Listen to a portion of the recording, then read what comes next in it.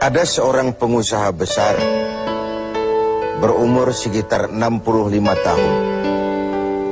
Terkenal, asetnya tidak lagi terhitung. Satu hari pengusaha kita ini bertemu dengan seorang teman wartawan. Terjadilah dialog. Sang wartawan bertanya kepada pengusaha kita, "Pak, umur Bapak berapa tahun?" "Umur saya? Iya, paling sekitar 7 tahun. "Loh, 7 tahun? 7 tahun. "Anak Bapak berapa orang?" "Satu." "Satu saja?" "Satu saja." "Harta Bapak berapa banyak?" "Ya, paling sekitar 10 sampai 15 juta rupiah saja." Teman wartawan berkata, "Pak, kenapa Bapak berdusta? Bapak orang terkenal, pengusaha besar, punya biografi. Kami tahu umur Bapak 65 tahun. Kenapa Bapak bilang 7 tahun? Anak Bapak pun banyak. Kenapa cuma bilang 1? Harta Bapak, aset sudah tidak ternilai. Kenapa Bapak bilang cuma 10 sampai 15 juta rupiah saja?" Senyum agak getir, sang pengusaha menjawab, "Kau benar, Nak. Umur saya kalau jumlahnya sih memang 65 tahun. Tapi dari 65 tahun umur saya itu, rasa-rasanya baru 7 tahun yang ada artinya di sisi Allah. Baru 7 tahun sujud saya benar.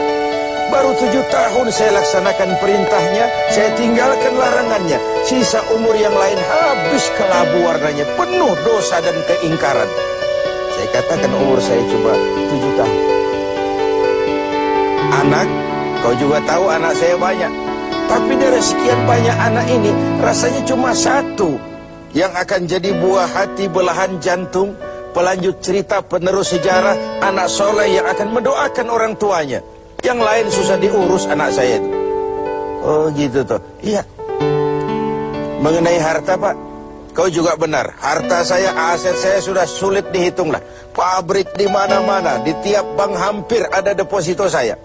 Tapi dari sekian banyak harta itu yang saya ingat, baru sekitar 10 sampai 15 juta yang saya belanjakan di jalan Allah.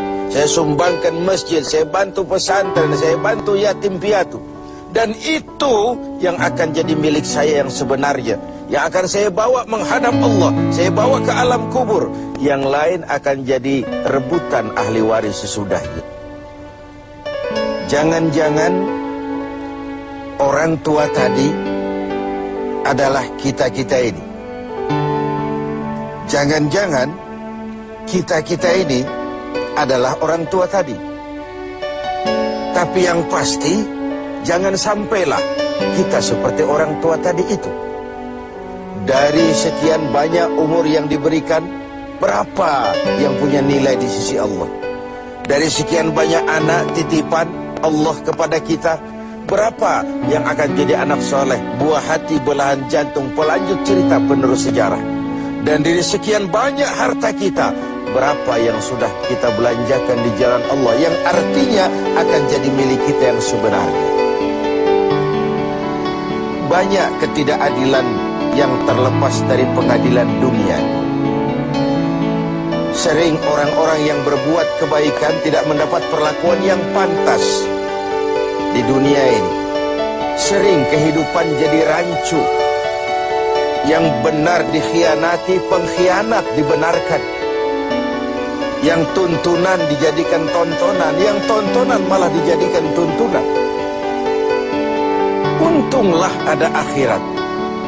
Bukan sekedar melepas diri dari ketidakberadayaan kita menghadapi sistem, tapi cermin bahwa tidak satu ketidakadilan yang bagaimanapun kecilnya yang terlepas dari pengadilan dunia akan terlepas juga di pengadilan akhirat nanti.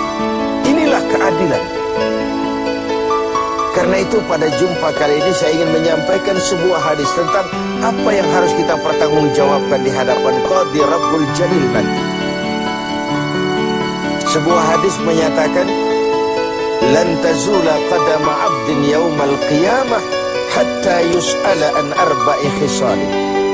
Besok di hari kiamat tidak akan bergeser telapak kaki seorang hamba sebelum ia dimintakan tanggung jawab terlebih dahulu tentang 4 persoalan. Apa yang 4 itu? Pertama, an umrihi fima afnah. Umur yang diberikan kepadanya akan dimintakan tanggung jawab kelak di mana umur itu dihabiskan. Diberikan umur 30 tahun ke 40 tahun, 50 sampai 70, 100 bahkan. Sejak kita akil balik sampai ajal datang merenggut nyawa, di mana umur itu dihabiskan. Kita sering main-main, padahal waktu berjalan terus. Kita sering lalai dan lupa, padahal malaikat maut tidak pernah lalai dan lupa.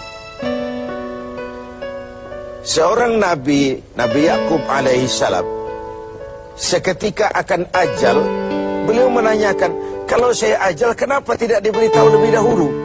Kata malaikat maut, sudah diberitahu.